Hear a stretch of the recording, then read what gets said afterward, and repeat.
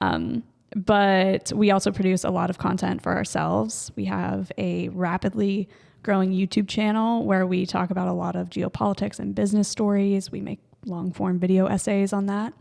And I am also producing my own content series now. That is a dating show. It's called Flirt, and I interview first dates.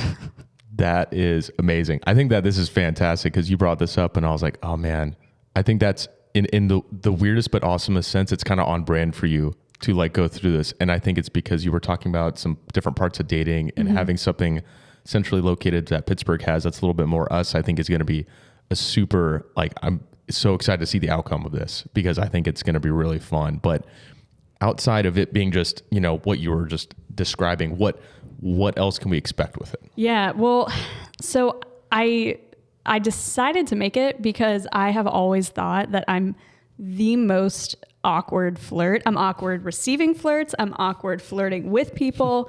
It's just never been a strength of mine. I have a very hermetic lifestyle and I like it that way. But this year I definitely, I just wanted to reprioritize it. I hadn't prioritized dating in years. So I was dreading getting back on the apps.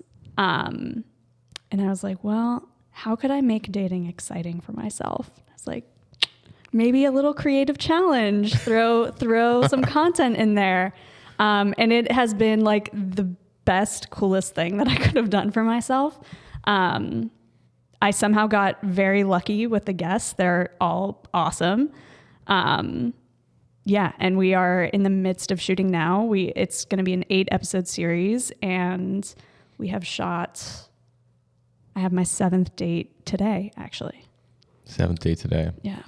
So I think I misunderstood this initially when you were talking about it because so you're on the date. On it. And you're also interviewing. Correct. So initially when you said that, I thought that you were setting up other people on dates and you were then like producing that, like interviewing. Right. Like, oh, people. No. Whole different thing. Yeah. Oh, a whole different thing. Wow. Yeah. That's some primo content though. I mean, people would watch, I'd watch the hell out of that. Right. Well, so that's bringing popcorn. So that's the other thing that I realized is there are so many reality dating shows that people go feral for. Like it's true. The Bachelor is huge. Love Island. Love is Blind. People love. Oh. But they are all. I fell for that one too. I fell off the whole season like in 2 days. Wait, is that the? No, sorry, that's not what I'm thinking of. I was thinking of is it like Naked Attraction or something like that? Naked Attraction is out of pocket. It's so unreal. Yeah. Like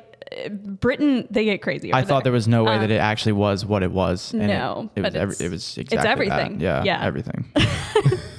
You know what that is? Oh yeah. Okay. Oh yeah. Yeah.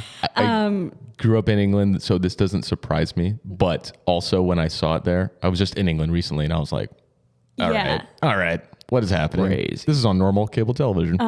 It's wild. But there are all these dating shows that are super contrived and in these very unrealistic scenarios. Like let's throw 20 women in a house, make them live together and all date one person. Let's throw all these hot people in a house together and just fill them with booze and let's see how many fuck each other. It's like it's just contrived. And so this is like a regular first date and it's just with a camera and a couple of mics added. So the conversations are very much typical first date conversations with a little like more in-depth relationship centric talk. Like I like to ask people if they know their love languages and how they want their partner to make them feel in a relationship, how they want to make their partner feel. And it's easier to get to those deeper questions when it is for a show. Like sometimes those topics don't come up on first dates. So. That's true. Yeah. Yeah. So what kind of dates have you been going on? I feel like there's, there might be some restrictions, like taking in some cameras and going on a date at a restaurant and being like, hey, don't worry about us. Yes. This isn't weird, So I just, I don't want to clue in on too many of the details if you have a bunch of recorded and we don't see them. That was my next question too, to be fair. I was gonna ask where this is happening. Yeah. What's been your setup for it? Making it very natural feeling versus natural in reality, So, well, I mean, so the guys know what they're signing up for. It's like, it's definitely that'd be great if you surprised them. Yeah, right. There's like this setup. They're like, I have the wrong person. Yeah. Show up to Bar Marco with a whole crew. It's like, no, they know what they're signing up for. It's definitely out of the ordinary in just a traditional date setting. But I shoot at my co-working space in just one of the conference rooms with like a couch, and we just sit there and chat and see if we connect. And yeah, it's very like, I have to be able to control the whole setup too, because it is a first date, and normally I don't have a video crew on a first date with me. So I am like running the entire thing. And I'm just there and connecting with people. So you're doing this solo dolo, at least, in the production of it. So oh man, has there been any good stories, and what's the general vetting process for you to get from talking to somebody to pitching it and then pitching it to like going through, like, just broad strokes? How's that been? Yeah. So I had to set up my profiles on the apps. That's how I'm sourcing people, is Hinge and Tinder. For some reason, not Bumble, but I was like, I can only handle 2 at this moment. So I set up my profiles to be very explicitly clear. Like, I am producing a first date show. If you want to be a guest, swipe right, or whatever it is. And a lot of people have matched and been like, is this a joke? Like, this is a bit, right? And I'm like, nope, it's entirely serious. Can I interest you in a first date on camera?